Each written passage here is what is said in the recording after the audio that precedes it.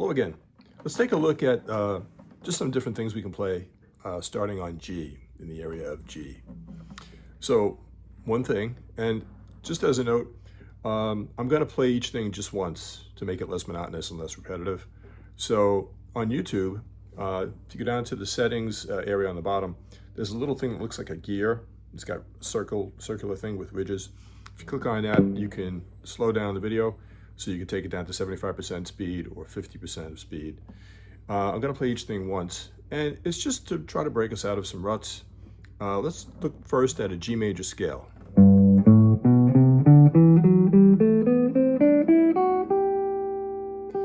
It's all the white notes, so to speak, on the piano, except that we play G, A, B, C, D, E, F sharp instead of F. D, F sharp. So most of us can do that. Let's do it in thirds.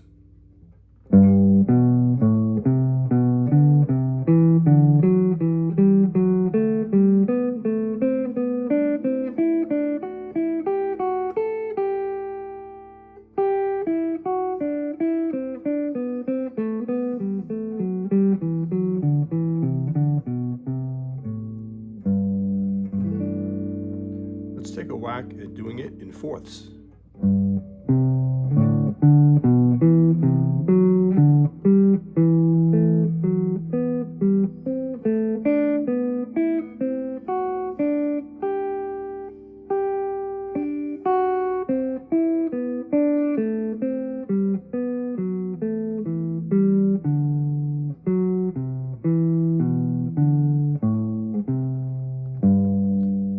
Here we're going to do the scale in fifths.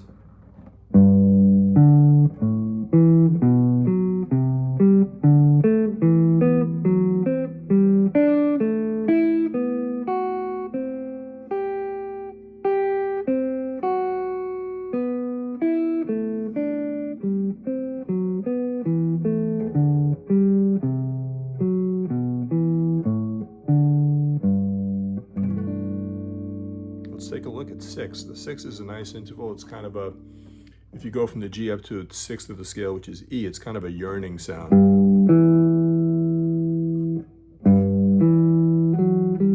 Okay, so we're going to try the G major scale in the sixths.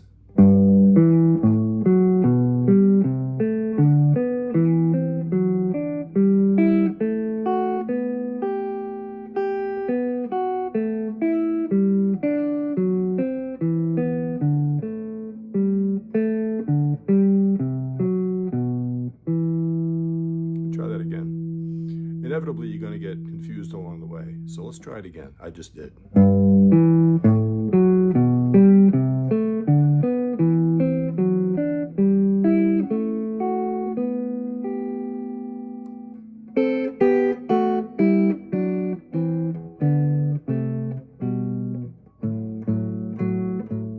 That's another thing we should look at.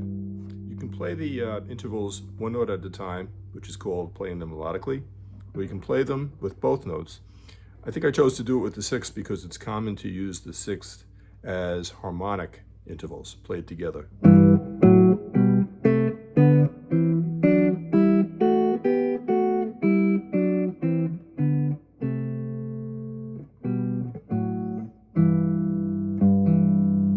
We'll come back to that maybe later because there's some other things we can do with it. A weird one is to try to do the scale in sevenths.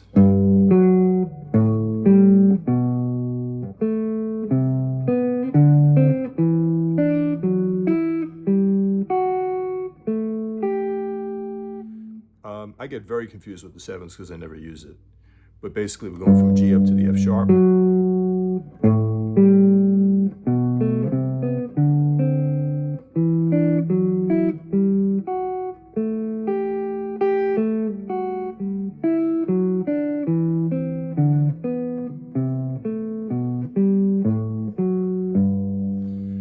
So one thing that helps a little bit is to remember that you're going to occasionally run into this shape. Sixth string and fourth string.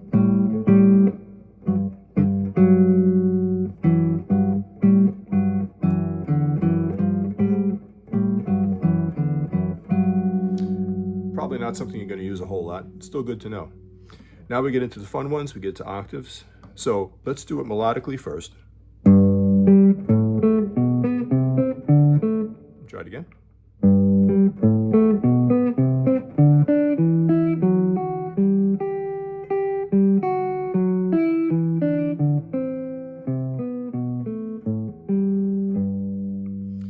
That can be good for your cross-picking. Cross-picking is when you're, I tend to do all alternate picking, down and up, and cross-picking is when you're jumping over strings. So again, if we do the octaves for the G major scale, we'll try it again.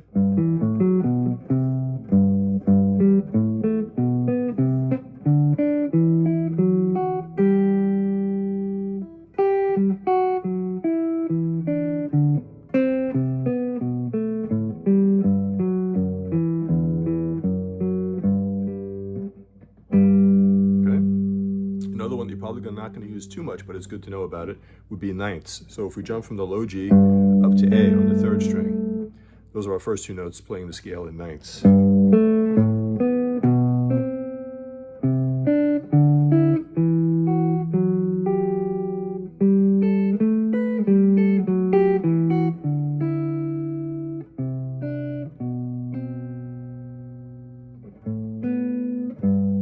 Weird one.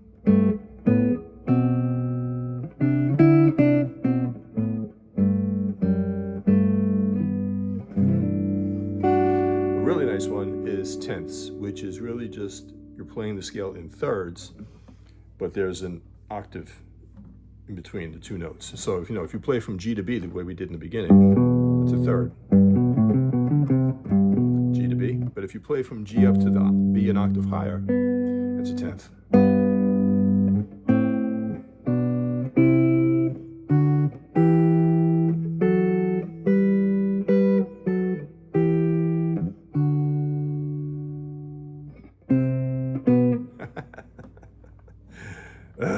Okay, let's try it again. Let's try the tenth. So we're going from G to B.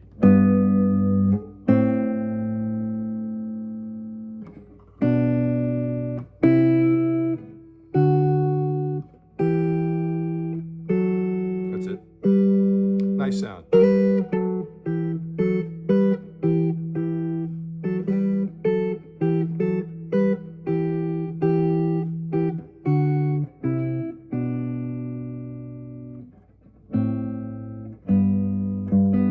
So that's tenths. A little bit of the Blackbird sound from McCartney back in the 60s. Blackbird has a lot of tenths. Forget how to play it, but yeah, it's got that sound to it. If we go back to the bass of G, key of G, intervals that are useful are, especially useful, are, to me, it's like fourths, fifths, sixths, and octaves. So, if you're playing fourths,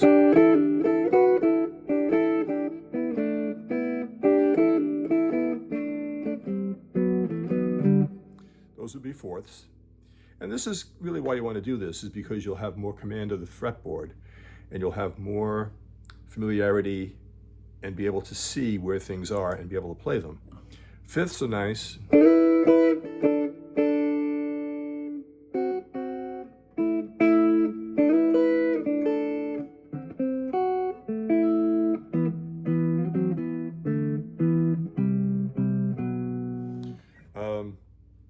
But let's look at octaves. Octaves are very, very useful, especially if you go into jazz, if you're trying to do like jazz sounding improvisations and things like that, or play jazz heads in octaves. So let's just play a G major scale using octaves. Now, what we're going to do is we're going to play the G on the sixth string, we're going to play the G on the fourth string, and in between, we're letting the underside of that index finger touch the fifth string and thereby deaden the fifth string.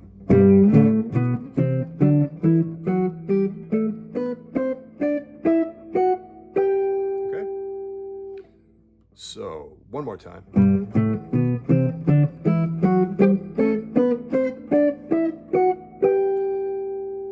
Now, that's a G major scale. Its identifying characteristic is that all the Fs are sharped. Let's change that. Let's make all the Fs naturals, and we're going to play a G Mixolydian mode.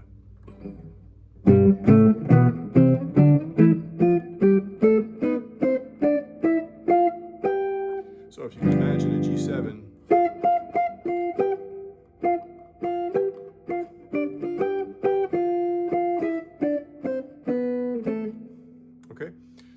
try the G Mixolydian mode one more time.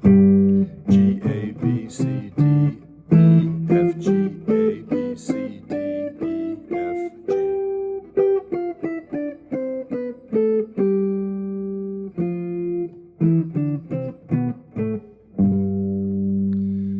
Now, if we look at taking the G major scale, keep everything intact except for the third note in the scale. Let's take that B and flat it. So now we're going to have a B flat instead of a B. We're going to play everything else the same as a G major scale except for the B flat, and that's going to give us a G melodic minor, at least the ascending part. Years ago, I used to read up on something called jazz minor. So the jazz minor is when you play basically the melodic minor, which is the flatted third, but you play it whether you're ascending or descending.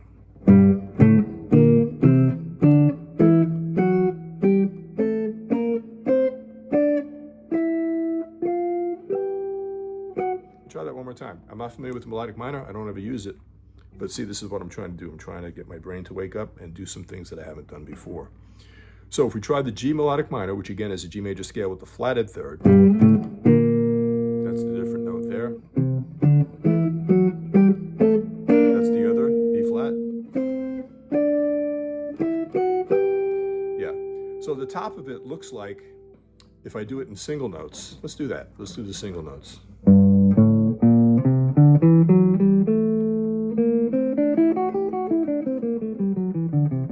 I'll say the notes: G, A, B flat, C, D, E, F sharp, G, A, B flat, C, D, E, F sharp, G. Now the octaves. I'm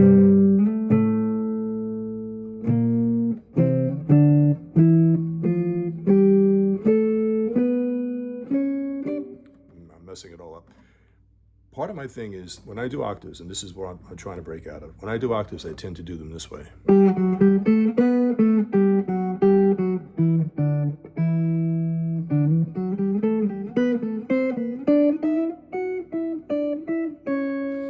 But it's awkward because you have to do the hybrid picking thing. At least I do. Either that, or you just use all fingers. Like, I mean, that could be a nice sound. Be a nice effect, but if you want to get more of the Wes Montgomery thing where you have it a little percussive thing, it's better to do them this way. Of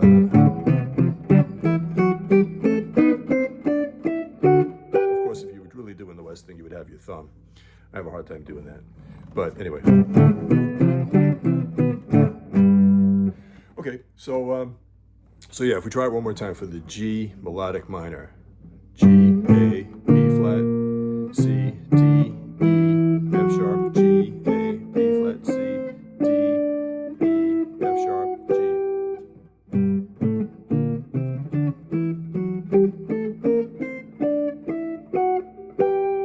Okay, if we look at G diminished.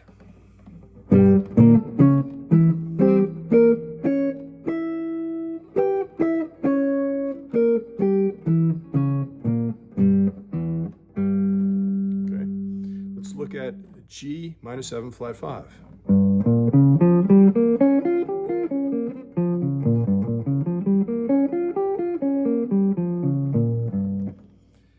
G, B flat, D flat, F, G, B flat, D flat, F, G, B flat, D flat, F, G, B flat, D flat, F, G, B flat, D flat, F, G. Okay. Let's look at a G harmonic minor. Single note wise, it would be.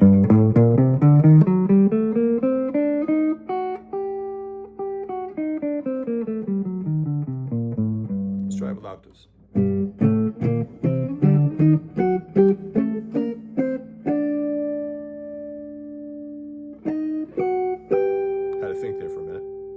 Yeah, so the weird part about it is it's E, F, G sharp, A.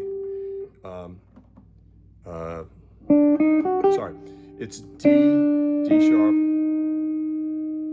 F sharp, G. I jumped into the wrong key. So it's D, D sharp, F sharp, G.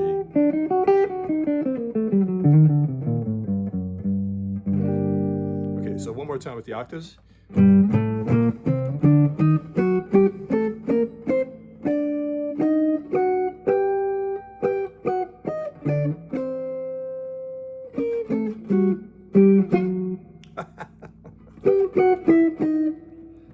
try it again.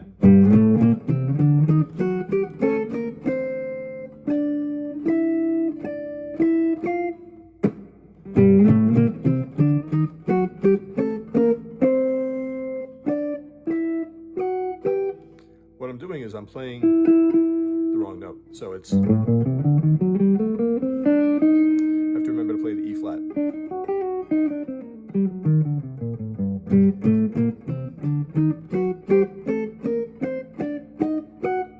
Thank you, finally.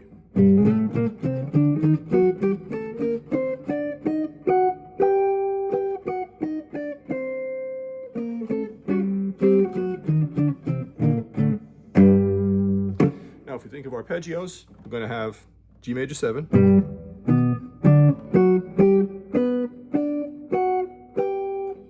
G, B, D, F sharp, G, B, D, F sharp, G.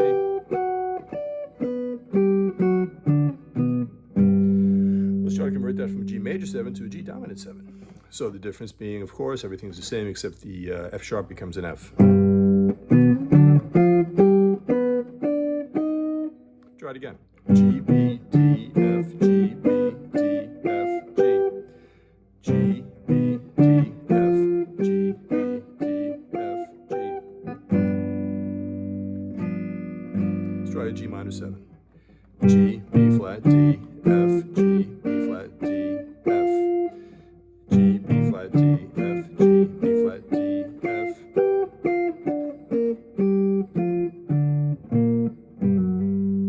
Here's one I never use. G minor 6th.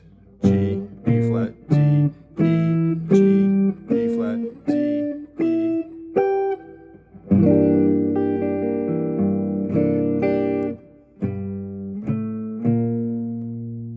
No, let me try the arpeggio. I'm doing the wrong thing.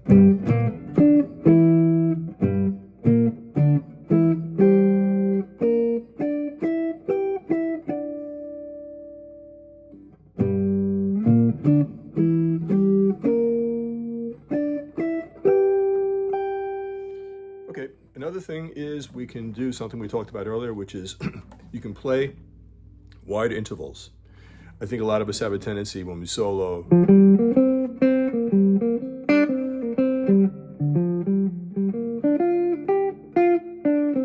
to play in a very scalar, like kind of like notes that are close together.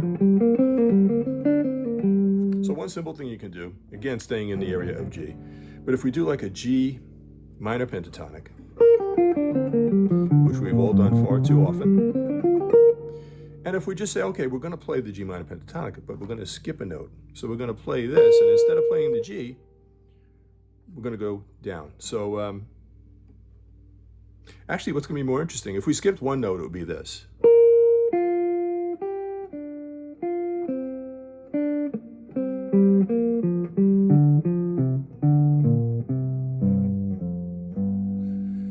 Yeah, so instead of doing, we would just be skipping over that note and playing.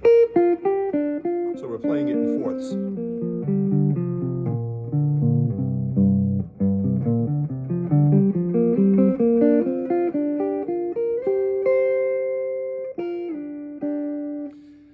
Let's try it in fifths. Well, it's not fifths, but it's what we're basically doing is instead of skipping over the one note and going from here to here by skipping that note, we're going to skip over two notes. So I find myself doing this a lot. I think I like the cross-picking part of it, but it can sound too mechanical, but it's another source of ideas. So again, we're in G minor pentatonic. We're going to skip over, we're going to play a note and then skip over the next two notes.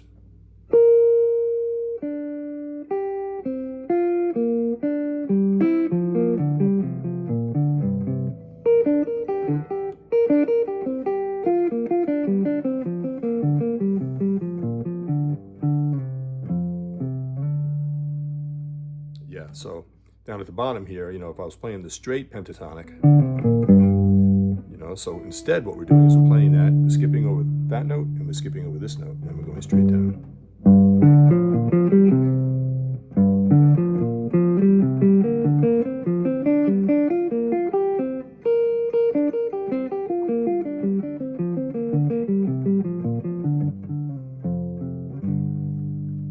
Okay, so hopefully this is helpful. I'm trying to think if there's anything else I haven't covered. Another thing would be chromatics. So if you take a scale that you've done 4 million times in your lifetime and you play the scale, but now just experiment with, instead of, we're going to do some ascending, and we're going to play around with putting the chromatic filled in notes between the two notes.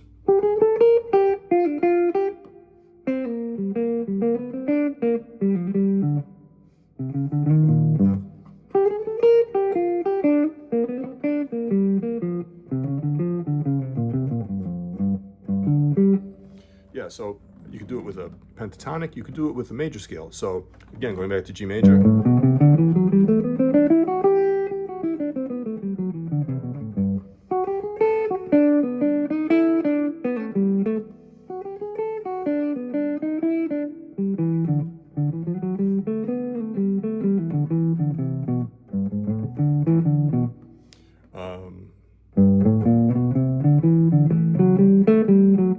We could try the first, the second, the flat third, up to the third.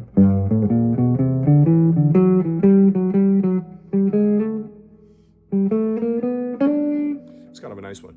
So if we do it on octave higher, it sounds better. So we're going to go G, A. The scale would be here, but we're going to do G, A, B flat, B.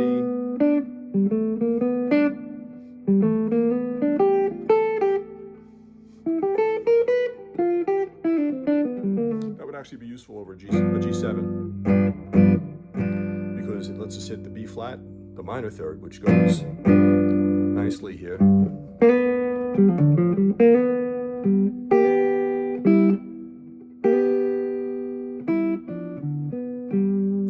It lets us hit the B flat and the B natural.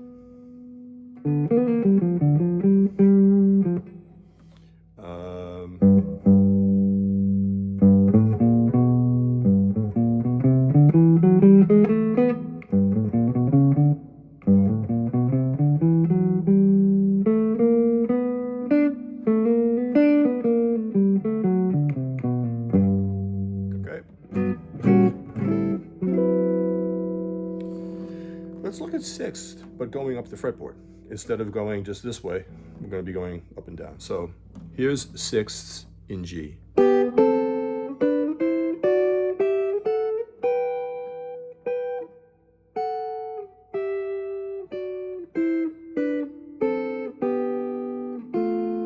Okay, see?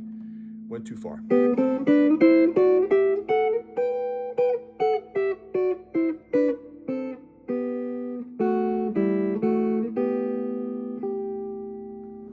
So, of course, something like, you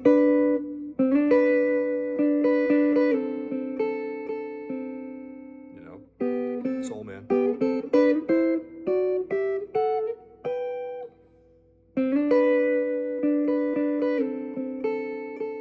Where's the other one? It's not there. It actually is, but that's not Soul Man.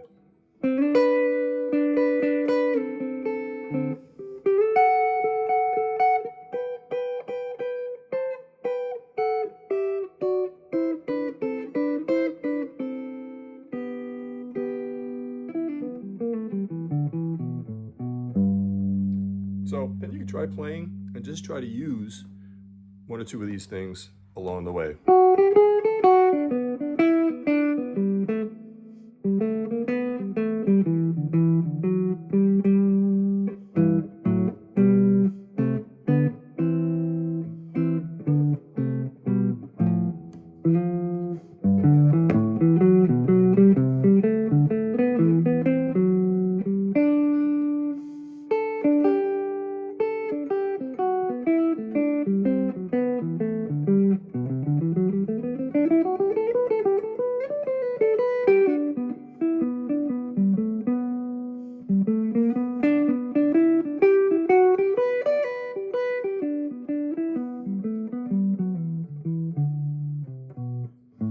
The best little bit of a discipline exercise that I could recommend would be to take a scale like the G major scale and just tell yourself, okay, I'm going to play the scale. Once you really have the scale down, which you probably do, then just play it in thirds.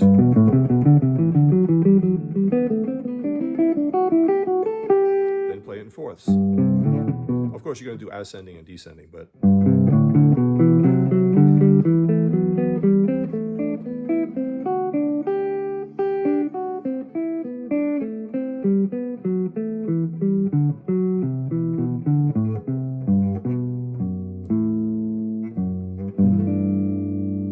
then fifths. Now, the other thing you can do with the fifths, which is, for some reason I like it, instead of just doing it straight,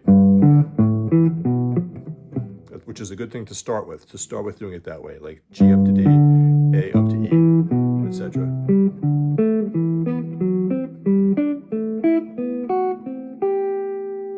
The other thing you can do is play around with making it more melodic or a little more interesting.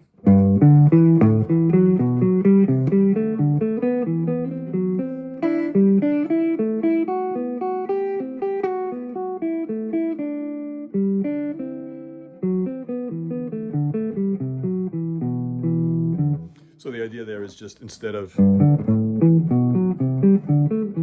doing it robotically, I'm doing the lower note, higher note, and then proceeding from that higher note to the next higher note.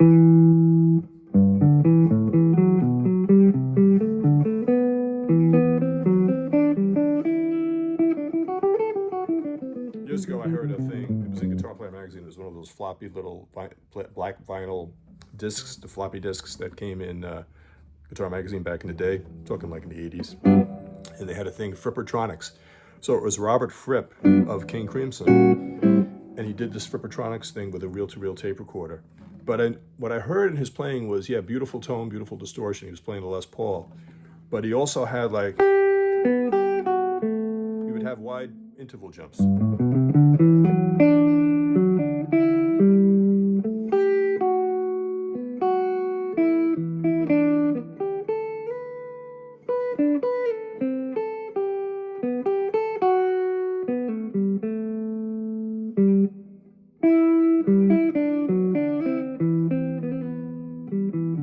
Hopefully some of that made some sense. Hopefully you're not scratching your head and saying, what the hell is this guy talking about? Just some ideas for jumping out of your ruts. Try playing a scale in intervals. Try playing things, melodically. Let's see.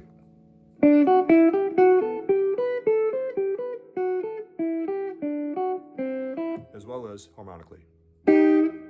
Not like that.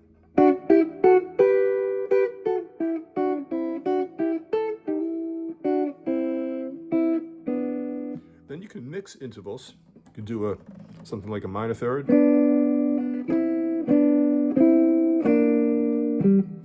You can change up from thirds to fourths.